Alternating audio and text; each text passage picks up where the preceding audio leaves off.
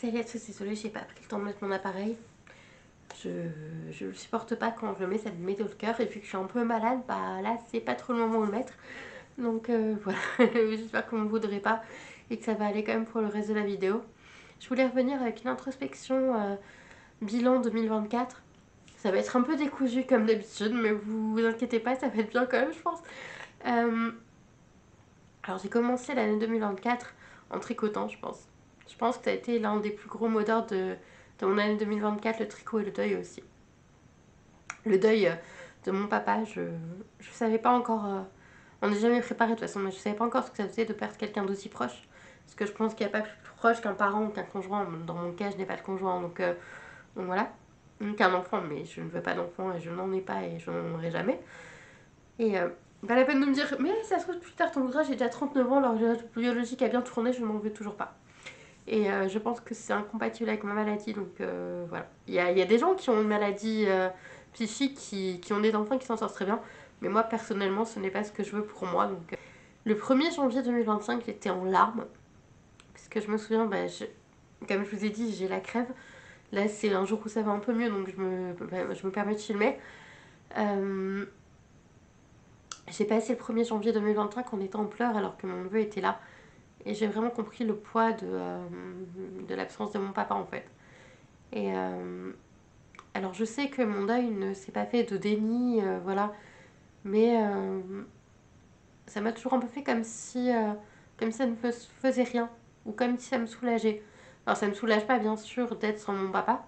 Mais ça me soulage de savoir que lui ne souffre plus.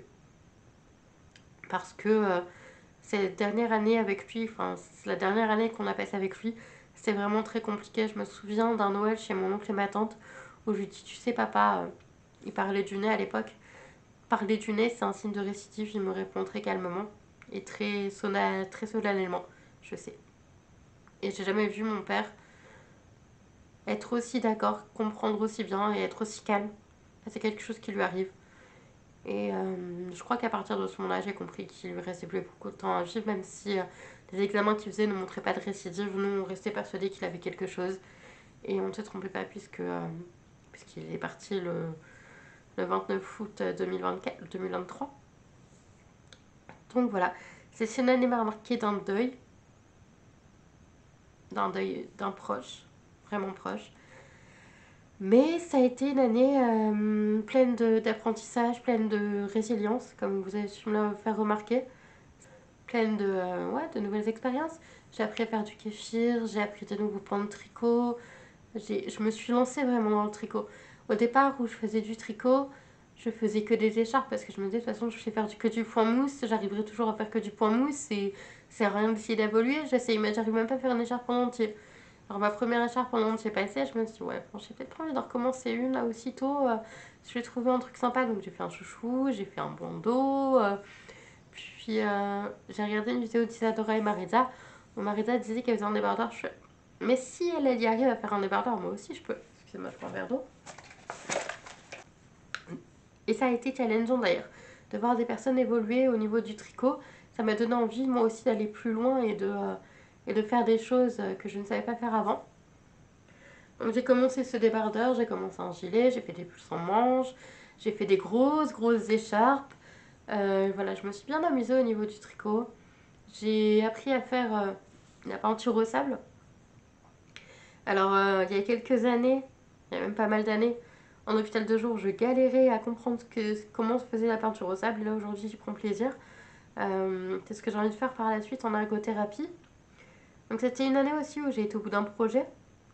Bon, mon ergothérapeute m'a dit de pas réfléchir comme ça, mais ce qui n'est pas réellement mon habitude. Euh, j'ai tendance, voilà, on va dire, j'ai tendance à pas aller au bout des choses, à me lancer dans des projets et à ne pas les concrétiser. Et j'ai fait 500 voix pour Queen. Je sais pas si vous en avez entendu parler, on parle des 1500 chœurs, des 40 000 chœurs et tout. J'ai fait partie de ce projet-là, je l'ai quitté. Mais j'ai fait 500 voix pour Queen et c'était vraiment... Alors c'était vraiment en même temps quelque chose que j'attendais avec impatience. Quelque chose quand ça s'est produit, je dis ok, bah c'est ça. Ok, ouais, non, sans plus. J'ai toujours pensé qu'être sur une scène à chanter devant des gens... Non, j'étais en arrière-plan parce que j'étais choriste, hein, mais quand même. Ça me procurait le plus grand sentiment d'accomplissement qui soit. Et au final, ça ne m'a strictement rien fait. Peu après, j'ai arrêté complètement de chanter. Alors là, je voudrais bien reprendre. C'est dans mes intentions de l'année 2025. Mais là, je ne me sens clairement pas capable de reprendre puisque la crève, tout ça, c'est pas possible en ce moment. Mais voilà. Je me suis rendu compte en 2024 que, que j'avais pas mal de ressources en moi et que j'arrivais à pas mal de choses toute seule. J'ai pris un appartement en studio. Ça me faisait très peur au début. Alors ok, j'ai fait une demande une nouvelle demande de HLM, mais je ne suis même pas sûre de quitter mon studio en fait parce que je l'aime bien. Parce que ok, il s'encombre tout seul. Enfin, je l'encombre moi-même. Je l'encombre beaucoup. Il y a un gros tri à faire. Je vous embarquerai peut-être avec moi le jour où je me déciderai à faire le tri, je sais pas. Parce que j'ai limite honte de comment il est devenu et tout. Les troubles de l'équilibre que j'ai eu cette année, parce que pour ceux qui ne le savent pas, j'ai eu des troubles de l'équilibre pendant 5 mois. C'est-à-dire avoir la sensation du corps qui fait ça tout au long de la journée. Et que ce soit allongé ou enfin, constamment, quoi. Ça a été le plus gros défi de cette année. Et malgré tout, j'ai réussi à y trouver des ressources. Donc voilà. Ouais, ça a été une année compliquée, en même temps riche en découvertes. J'ai appris à faire du kéfir aussi. Voilà, j'ai fait pas mal de petites choses. Je me suis prise en main. Et j'ai pas le droit de me dire, arrivé en 2025, ah non, j'ai fait une rechute. Non, j'ai traversé assez de choses en 2024 pour me dire que même si je faisais une rechute actuellement, avec tout ce que j'ai mangé en 2024, en 2025, et voilà, euh, bah en fait, j'ai les ressources nécessaires pour m'en sortir. La vie, parfois, c'est plein de surprises et j'ai envie de découvrir les nouvelles surprises qu'il y a. Donc, quand je me dis que j'ai envie de découvrir des nouvelles choses, que j'ai envie de choses, que j'ai envie de faire des nouvelles activités, que j'ai des envies, bah, je me dis non, en fait, je peux pas dire que je suis en rechute, je suis pas en rechute. J'ai ces envies, j'ai pas envie de mourir, j'ai pas envie de baisser les bras et donc tout ça me force, enfin, me permet de me dire que non, en fait, c'est pas une rechute. C'est une, c'est un passage vulnérable, je suis vulnérable, je suis fragile, mais ce n'est pas une rechute. Et, euh, et voilà.